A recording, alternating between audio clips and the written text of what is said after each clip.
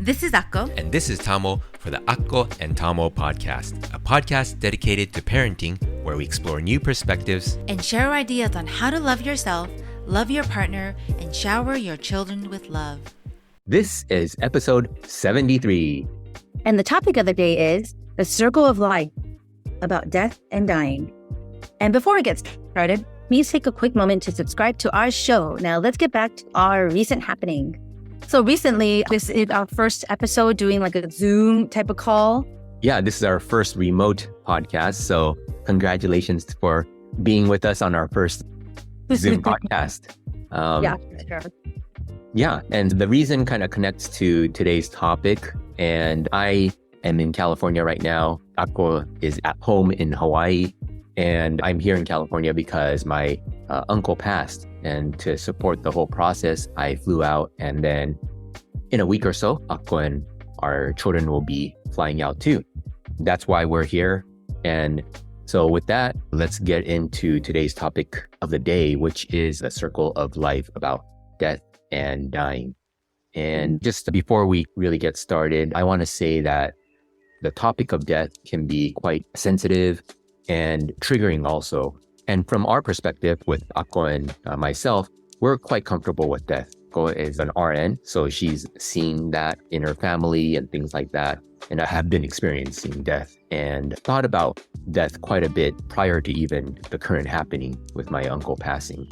And so I wanted to preface this podcast by saying that, yes, it can be triggering, but just to listen to this podcast with an open heart and not to let things bubble up too much. If it does, just let it go. And maybe it's a great opportunity for you to look into death and kind of try to understand what death means to you and think about what you are taught about death and kind of questioning those things and going beyond that and having your own beliefs around death.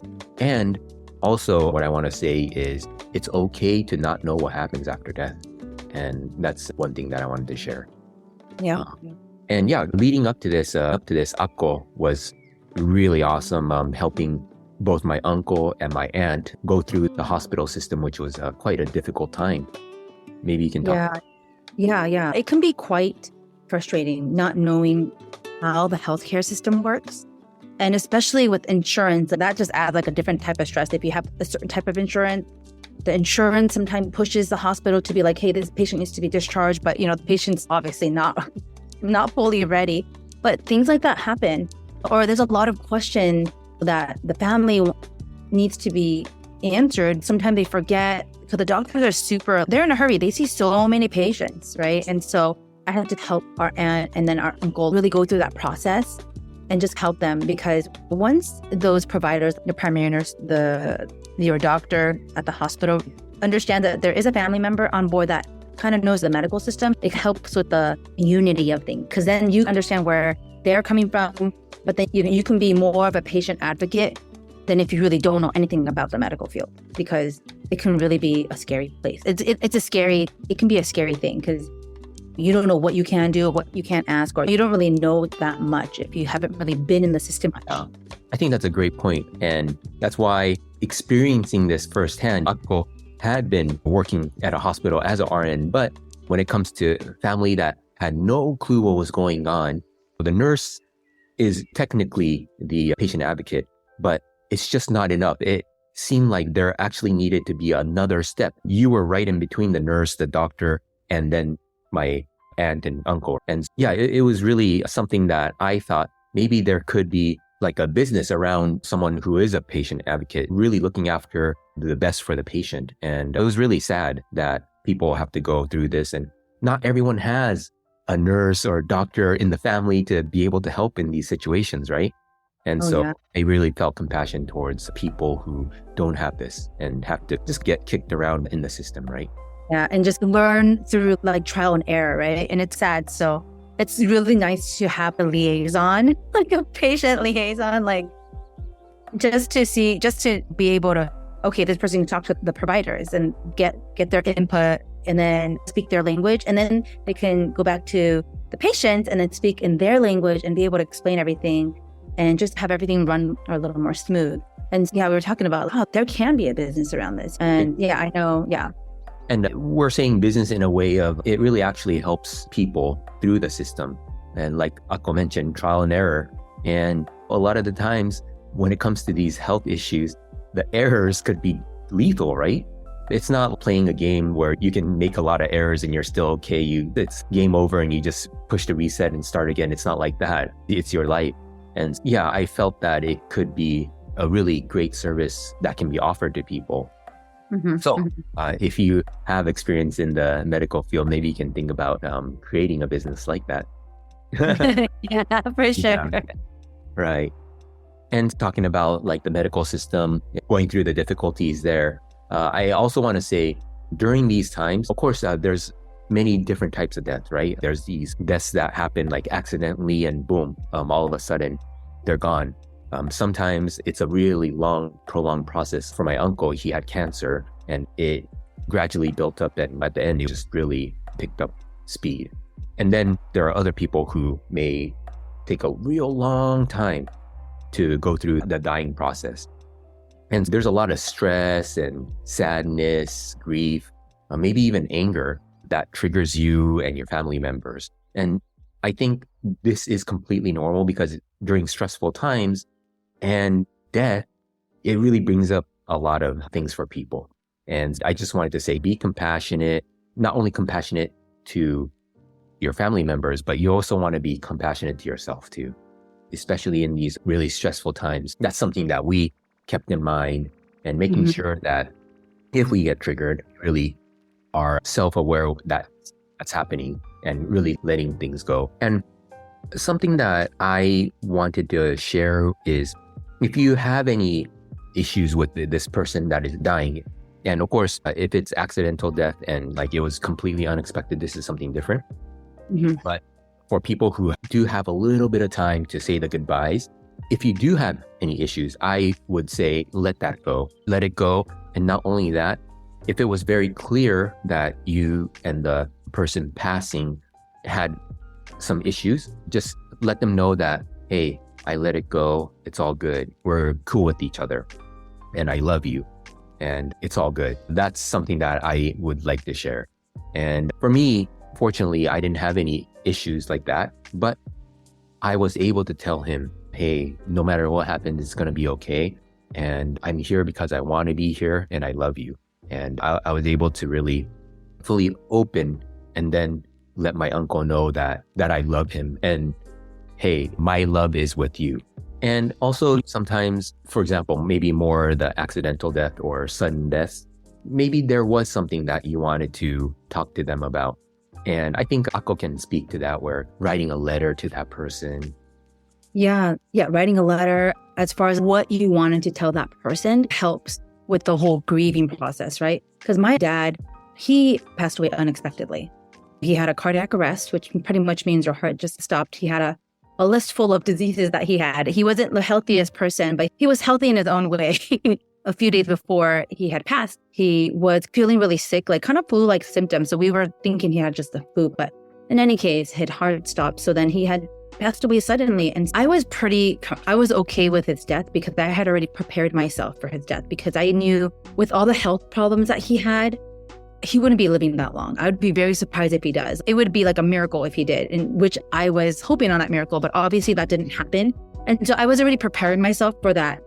I was preparing myself, and I let him know I love him and all these things like here and there. And just to preface this, like Asian families really don't say I love you or anything. So I made sure, but obviously the second generation people were a little more accustomed to the, hey, I love you and the hugs and everything. But the first generation, unfortunately, they're not super all touchy, lovey-dovey. Maybe when the kids were younger, but not when they get older. So I was able to say, I love you. Thank you for everything. I had written a letter to him before he passed. And so I just had written the letter that I wanted to give to him.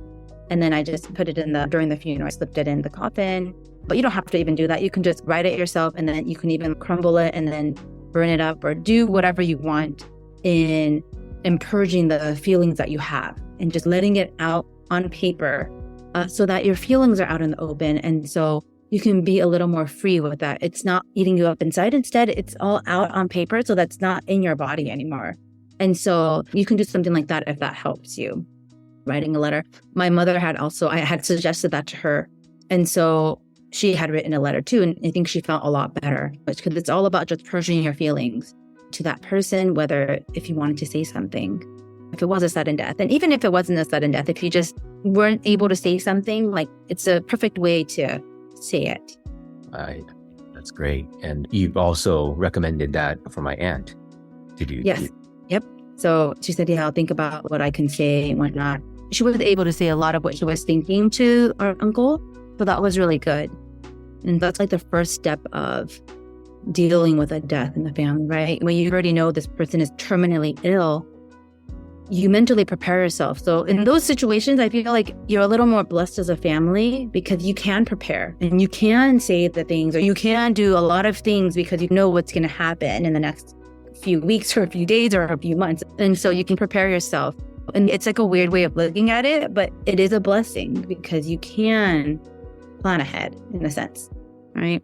And you can prepare yourself for that grieving process and ease your way into it. A death is always so tough. It's always so difficult.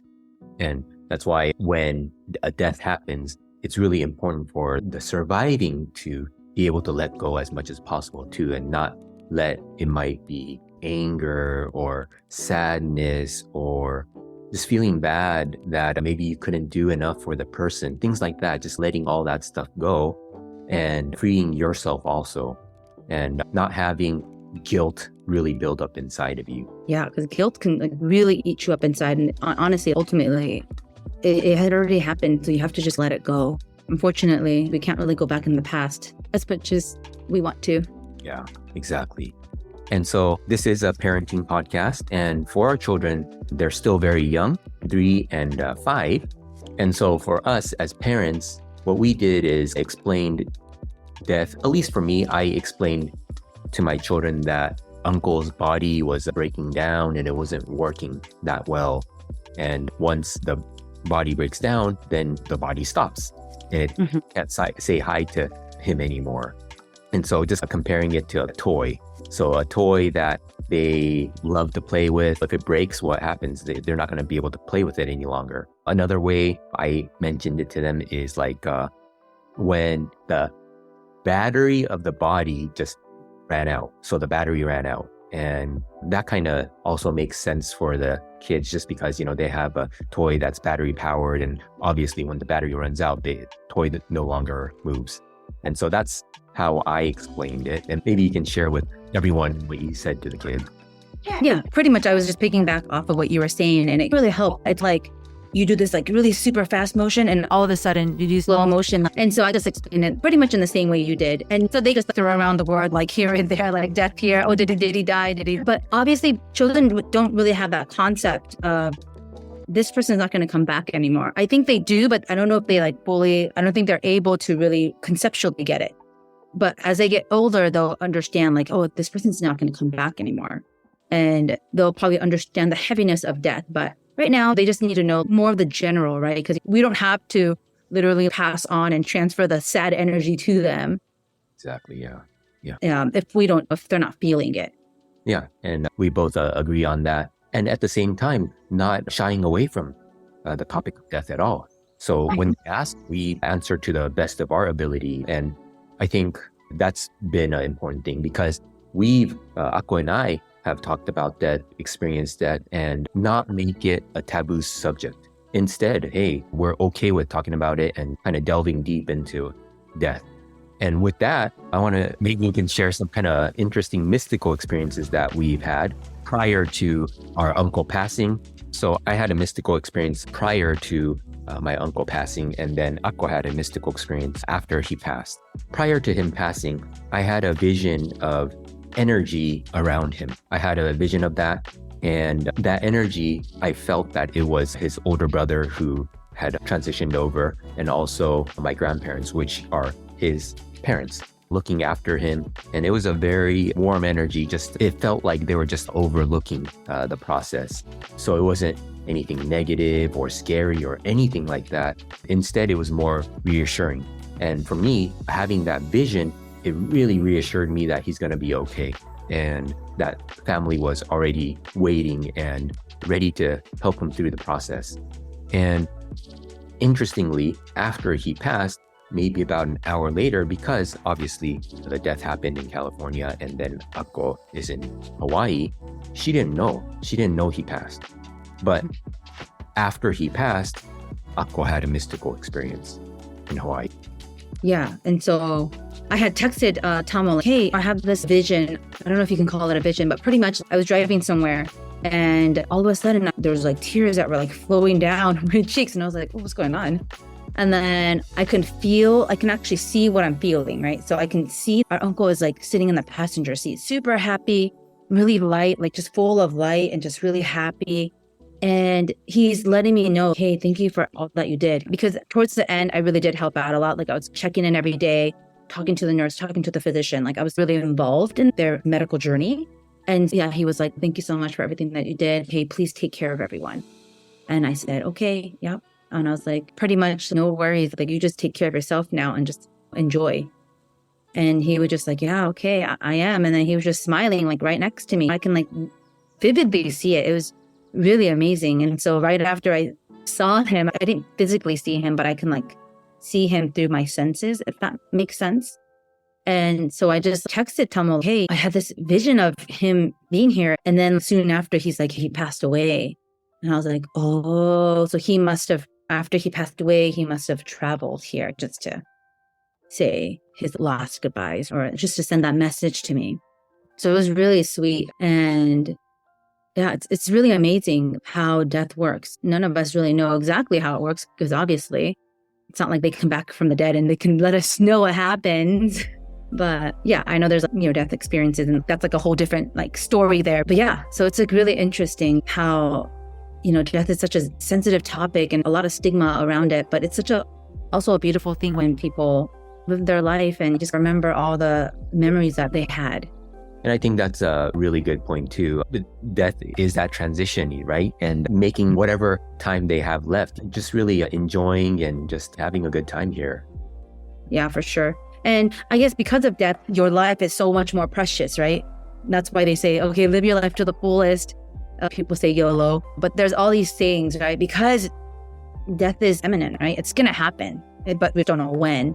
So it's so interesting. It makes your life a lot more precious and something that you hold much more deeper. And also before we end, another thing that I wanted to add is when we really believe in if a person is going through hospice care or end of life, that you reach out to them earlier than later. A lot of times people make it to their last breath and that's like their goal, right? But we feel like maybe that's more of an Asian culture thing, but in the Asian culture, or at least the way I grew up, it was more important to catch their last breath versus just going to them early and being able to talk to them.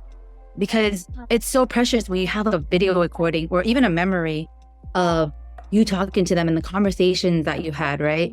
Because I remember talking to all the loved ones that passed away and I had conversations with them. And it's always so precious. So going earlier than later in talking to them, I feel is a little more healing to you and that person that's passing away too. In other words, pretty much if at all possible, go see the person while they're cognitively, even if it's difficult for them to speak, at least they can still speak. And then the things that we mentioned before, if there was any issues, clearing that up or just being able to tell them I love you with them cognitively there. We both believe that's the way to go. And then also something else that I wanted to add is many times they might have their eyes closed and they may not be able to open their eyes and things like that, but they are able to hear. And the way I communicated was I said, okay, uncle, you don't have to move or try to talk. Don't do that. But if you can hear me, can you just move any part of your eye? And so he had his eyes closed and any twitch, I understood that he was able to hear me. So I was actually able to have a conversation with him using that method. Just you don't have to open your eyes. All you have to do is just twitch your eye. And he was doing that. So we were able to communicate at the end of life. And then Akko mentioned, luckily for us, we were able to visit him a little before that when things started to accelerate in terms of his body breaking down. And I was able to have a conversation with him. And so I think that's a really great point. And for us, we had to fly across the Pacific to see him.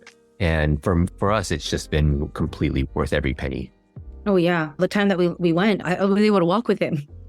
Yeah. And could have very well been the last time he really walked like that stretch of length. And so I was happy to be able to just give him that time to be able to walk, because it's actually revitalizing to be able to walk. People take it for granted, but some people can't walk and it's difficult. Life can be difficult without your legs.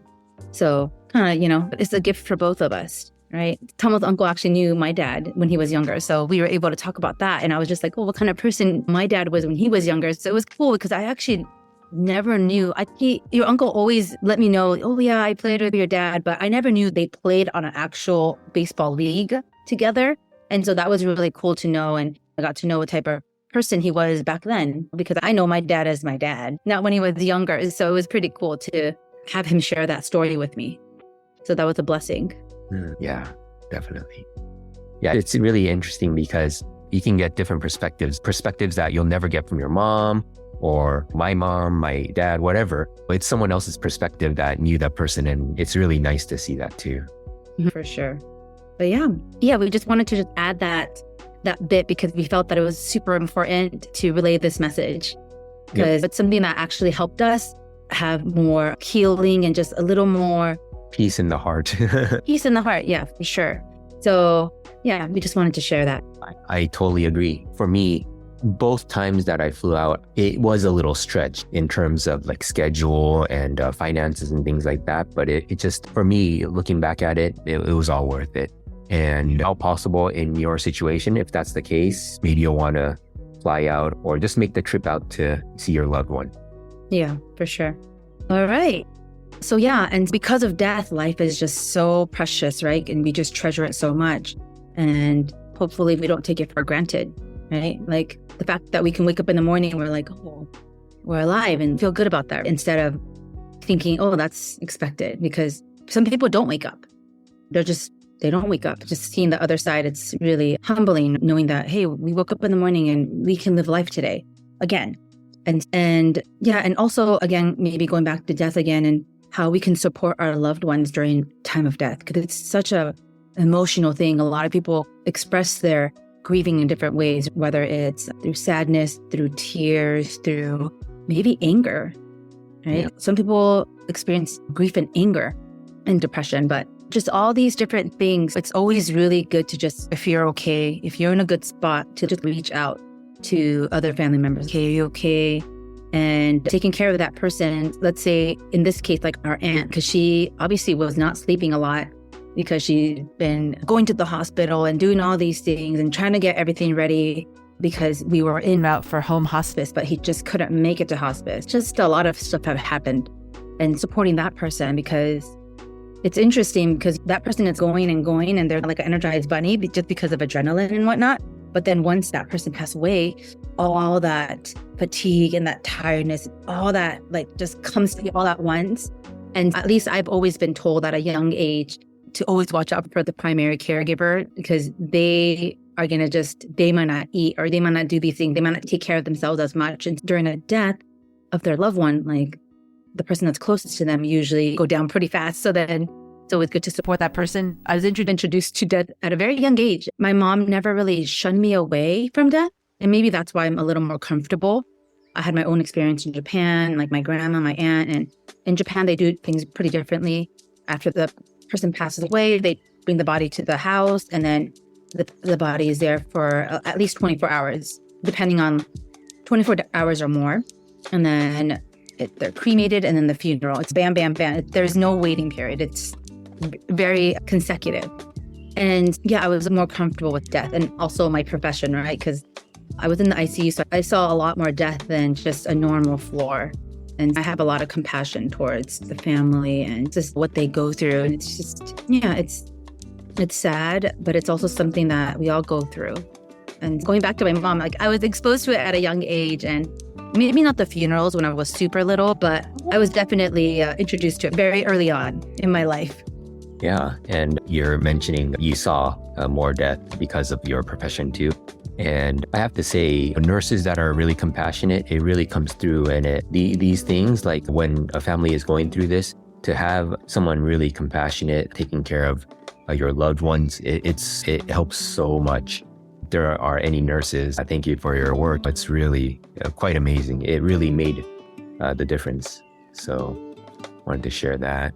Yeah, and so this is kind of general thoughts that we have. This is still fresh for us, and just wanted to get this out to you guys.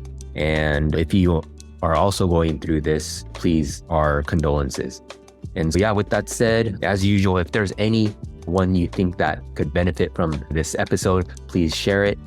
And please take a moment to subscribe to our show.